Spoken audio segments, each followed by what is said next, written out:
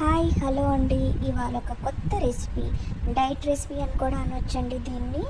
పోహా పులిహోర. ఇది పాతకాలందే కానీ కొంచెం వెరైటీగా చూద్దాం. ఫస్ట్ కడాయి తీసుకొని అందులో ఆయిల్ వేసుకొని, నేను నువ్వుల నూనె తీసుకున్నానండి. పోపులు వేసుకోవాలి. జీలకర్ర, ఆవాలు, ఉరద్దాలు వేసుకోవాలి. అది ఫ్రై అయిన తర్వాత ఒక్క ఎండుమిరపకాయ వేసుకోవాలి.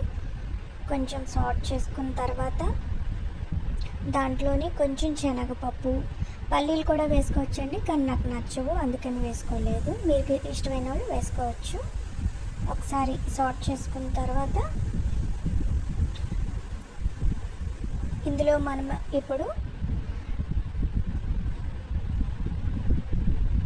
అల్లం, పచ్చిమిర్చి కూడా వేసుకొని బాగా కలుపుకోవాలండి. కారం ఎక్కువ కావాలనుకున్న వాళ్ళు ఇంకొంచెం పచ్చిమిర్చి వేసుకోవచ్చు. నేను తక్కువ తింటాను అందుకే కొంచెమే వేసుకున్నాను.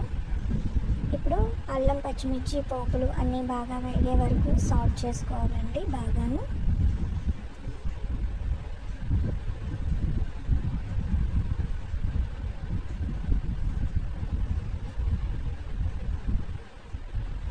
ఇందులో మనం ఇప్పుడు కరివేపాకు వేసుకోవాలి. ఫ్రెష్ కర్రీ లీవ్స్ అయితే ఇంకా బాగుంటుందండి. దీనికి ఏంటంటే అటుకులు మనం జస్ట్ నీటిలో వేసి 1 సెకండ్ ఉంచి దాన్ని ఫిల్టర్ చేసుకోవాలండి. లేకపోతే అటుకులు బాగా మెత్తగా అయిపోతాయి. మెత్తగా అయిపోతే బాగోదు. మనకి వాటర్లో వేసి 1 సెకండ్ ఉంచగానే మనం తీసేయాలి. ఇప్పుడు కొంచెం 1 పించ్ ఆఫ్ హింగ్ వేసుకోవాలి. చిటికేడు పసుపు కూడా వేసుకోవాలి మనం. వేసుకున్న తర్వాత ఇప్పుడు ఇందులోని మనం ముందుగా నానబెట్టుకున్న అటుకుల్ని వేసి బాగా మిక్స్ చేసుకోవాలి. మొత్తం అంతా కూడా కలిసేటట్టుగా మనం వేసుకోవాలి. ఇప్పుడు మీ టేస్ట్కి తగ్గ సాల్ట్ వేసుకొని బాగా మిక్స్ చేసుకోండి.